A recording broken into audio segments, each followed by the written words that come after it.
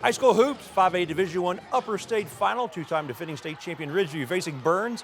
This game at Rock Hill High School. Third quarter, the Rebels go up by 11. As Colt Fowler scores 2 of his 24 points, 62-51 Rebels. However, fourth quarter, the Blazer D turns up the heat. That's a turnover. Burns. It's a bucket for Ridgeview. Robert Wiley lays it in.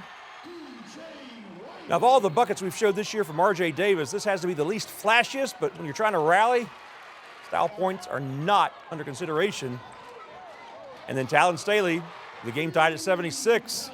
He drains the go-ahead three with under a minute to go, and Ridgeview will get a chance at a three-peat as they defeat Burns, 84-76, the final. Blazers headed back to CLA. Let's head to the Florence Center for the lower state championship games. 5A Division I, Lexington making its first appearance in the semis. It's 2019, facing Wando. Third quarter, Lexington up 7 when Kira Bobstein drops in a three, and the lead is back to double digits.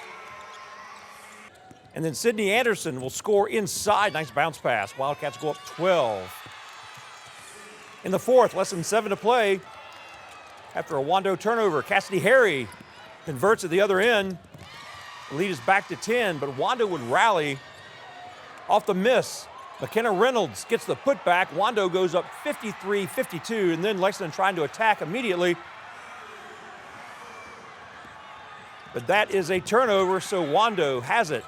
With around 7 seconds left, inbounding. The Wildcats force the turnover, and the layup is off, but the ball goes off Wando. There's a half a second left in the game. Lexington down 1. And another point-blank layup is off.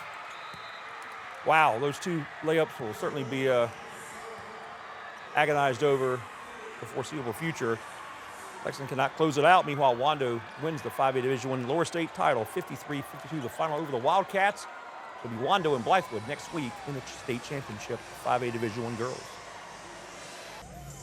Class 3A girls, W.J. Keenan facing Oceanside Collegiate. The Raiders up 11 at halftime, and it increases in the third quarter. Ariana Kaufman has it. She'll drop it off to Taylor Lee Sutton. Step back three is money in the PD. And the Raider fans, they are loving what they are watching. Now, a reversal of roles. It's now Taylor Lee Sutton at the controls. She has it.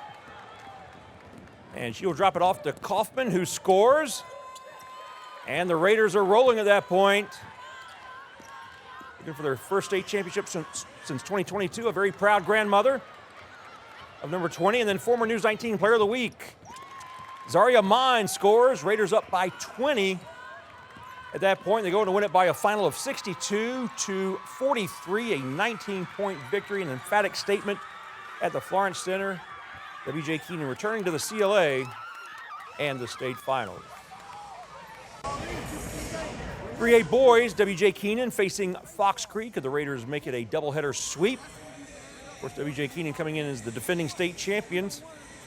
Head coach Alex Harper has kept the team locked in, as head coach Zach Norris has not been allowed to coach this season, stemming from a rules violation over the summer.